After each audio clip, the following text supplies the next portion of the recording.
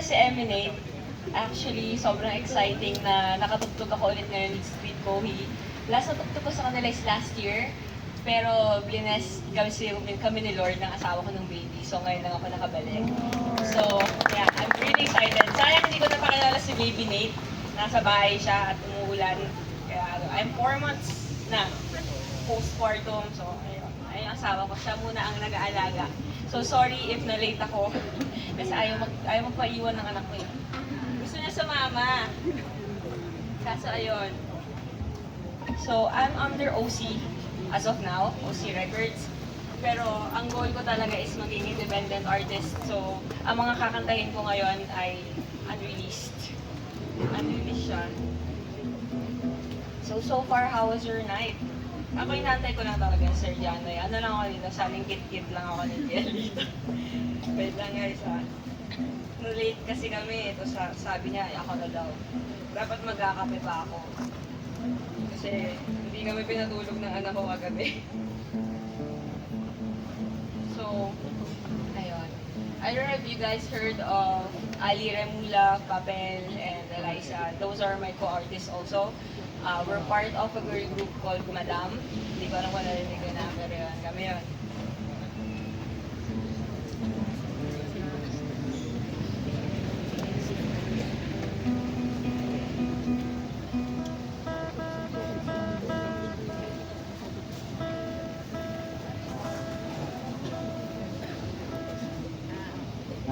Ayan, so yung kakantayin natin ngayon.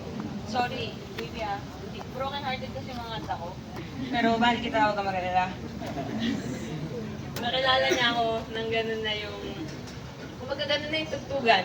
Kaya nga siya na-inlove sa akin eh. Pero kala niya dati, ano daw ako, tomboy daw ako.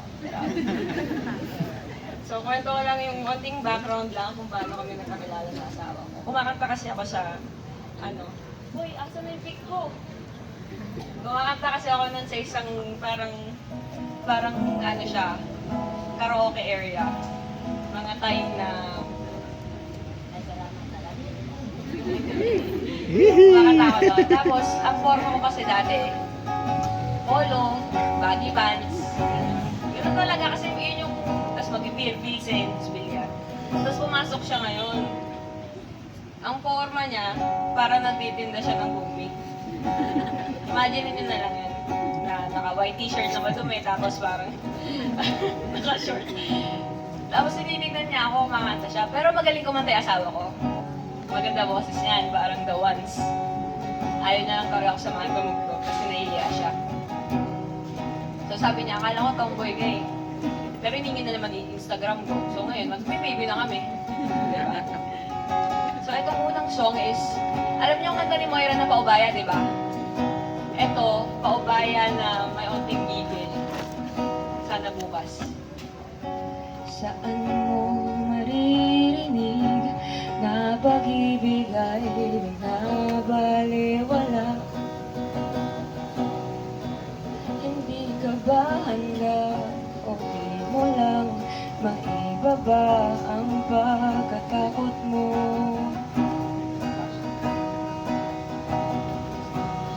Ayaw payagan ng sarili. Alam kong di dahil mapiling, mahirap lang sigurong sumugal ulit. Sarili kong kapalit. Di alam kung saan ang mga hinanakit.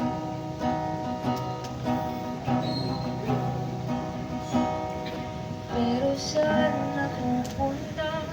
Magulo ang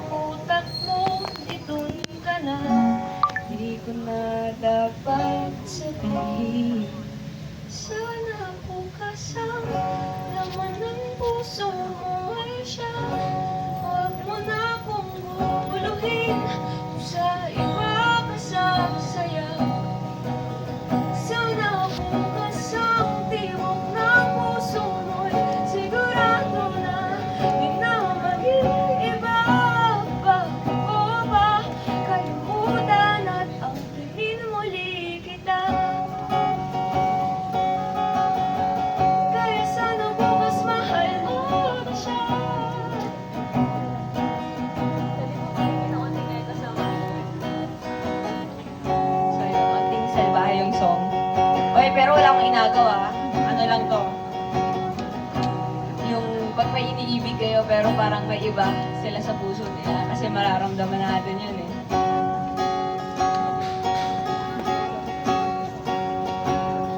Ma-check.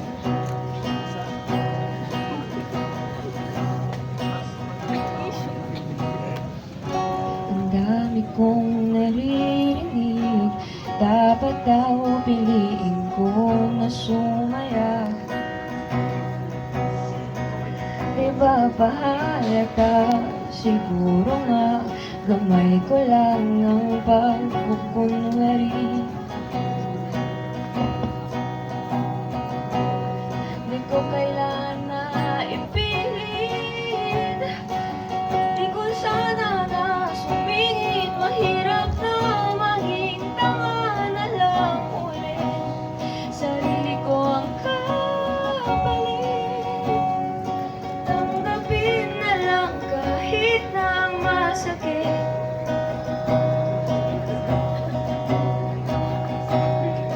Pero saan napupunta? Gulong-gulo ang utak ko. Ayoko na, di ko na dapat isipin. Sana bukas ang laman ng puso mo ay siya. Huwag mo na kong guluhin, kung sa iba ka sasaya. Sana bukas ang tibok ng puso mo ay sigurado na di na mag-iiba pa ko ba. Kalimutan na tangkinin muli kita. Kaya sana bukas mahal mo na siya. Kaya sana bukas mahal mo na siya. Hindi po, ayan. Parang sound check lang natin yan. Ayan, so yung story na yon is, hindi siya sa akin ha. Ano lang talaga siya sa mga kaibigan natin sa paligid. Kaya mga makikita natin. Pero itong next song, para sa asawa ko talaga to.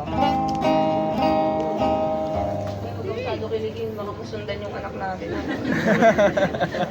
Ayok pa. Ang hirap ng healthcare sa Pilipinas. Parang feeling ko wala sa tono pa yung gitara ko eh. Wait lang ah. Ayan, wait lang. Pero itong next song na to is nakakapagod naman talaga pag may relationship ka. Especially ngayon as a first-time parents, first-time mom. Parang dito kami nasubok, kumbaga. Dito nasubok yung pagmamahala namin sa isa't isa. After all the sleep deprivation, puyat, nagkakaroon ng sumbatan na ako na yung nagpatulog kanina. Bakit ikaw tulog ka ba? Mga ganon. Nagkakaroon ng, kine-question na namin yung isa't isa kasi parang, sino bang mas maraming ambag pag nagkapamilya? Yung nanay ba o yung daddy? And pinili kasi namin na kami lang ang mag-alaga sa baby namin. Walang alalay ng lolo, lola, kami lang. Kahit sa panganganak ko, biglaan lang din. Biglaan lang talaga na ano. And I did try na sa public manganak. Diba? Para masabi ko sa sarili ko na sabi ko sa anak ko na ganito kahirap bumuo ng pamilya. And baby girl pala yung anak ko, kamukha ng tatay. Di ba, 9 months ko, tapos daddy. Hindi, legit kamukha siya ng daddy niya. Patangos ilong, madaldal, gano'n. Sorry guys, etong gitara ko papapirma ko pala kay Sir Janan. Kasi lumang-luma na, as in. Tapos hindi ko in-expect na maalala ko na Jill na, "Uy, Mami Nate, kanta ka." Kaya hindi ako prepared. Pero last month pa siya talaga, kasi ang hirap, guys, ang hirap ng baby, boy baby. Pero hindi na siya baby ngayon kasi nakikipag-away na siya sa amin.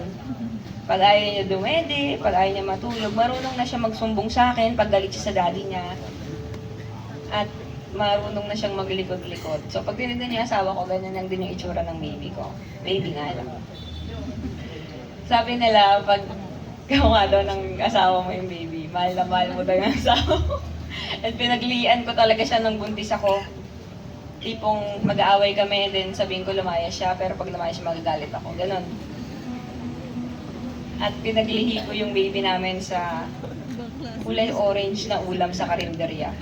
Parang araw-araw yun, walang balya. Menudo, mechado, apritada, lahat. Basta galing karinderya. Ayoko ng anything. So yun, tapos na tayo mag-solo, naloloka na ako. So ito is, dapat ang original title nito is Alas 2 ng madaling araw. Kasi ito yung mga 2 AM thoughts eh. Pero naisip ko, tawagin siyang Nandito Lang Ako. Kasi kahit mawala man lahat ng tao sa mundo namin mag-asawa, andito pa rin kami sa tingin. So medyo sweet siya.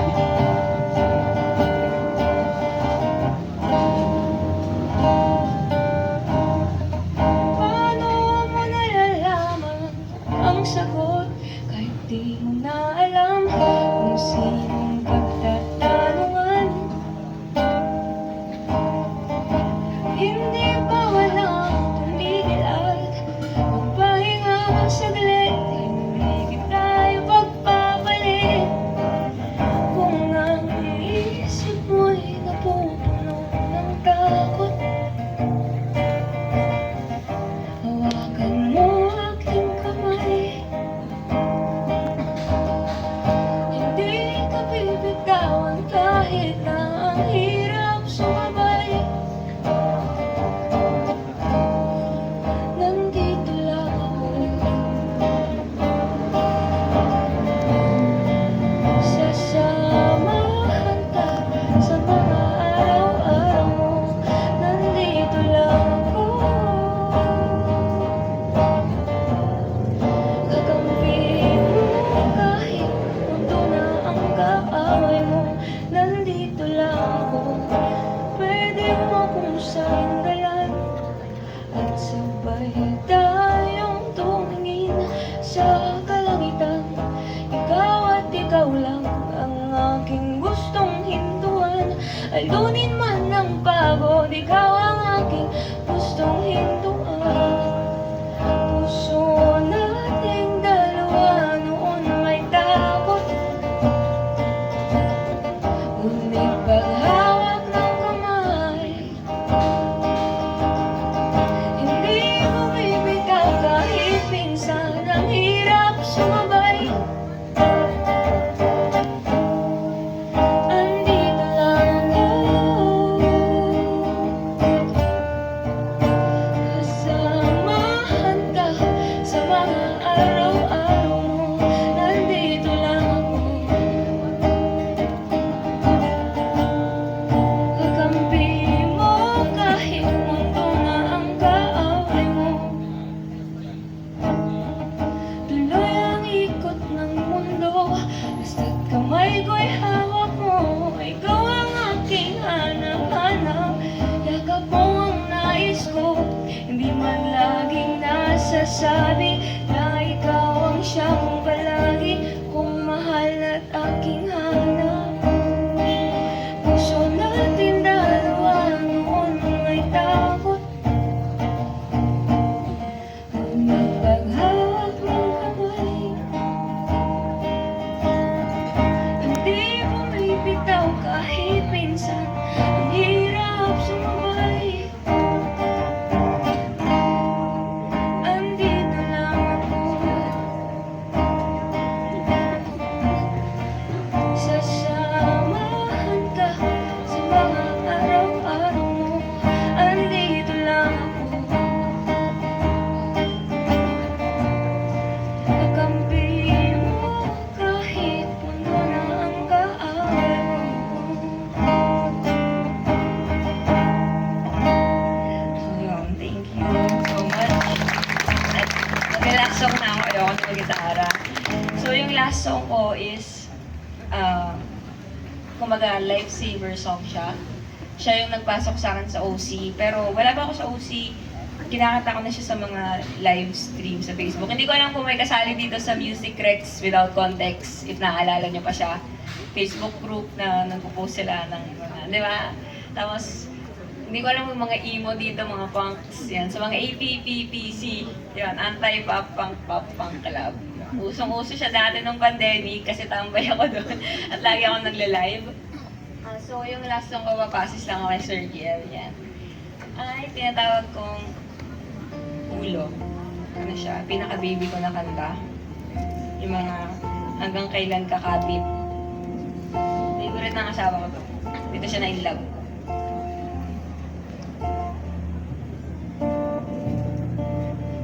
Pag wala pala yung ano, pag wala palang -1, eh di kakantayin ko na lang talaga siya. Kakantayin ko na lang siya na acoustic, pero kasi mas ma-feel nyo pag ano eh. Pag -1.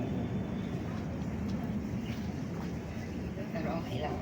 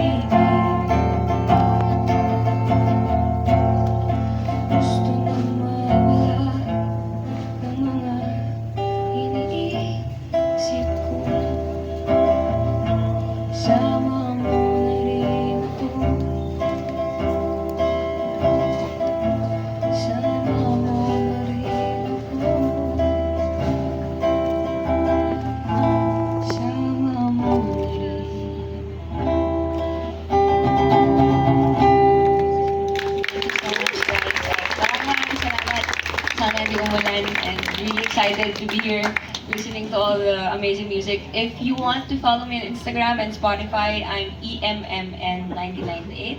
On Spotify, I'm EMN98. Pero you can read me as Eminate. So, maraming salamat. Also, follow nyo yung music namin ni Madam, kung idol nyo sila Papel, Eliza Remulla, at si Eliza. Yan, Madam, ang aming unang song na Narara on Spotify. Maraming salamat, guys. I hope you have a good night.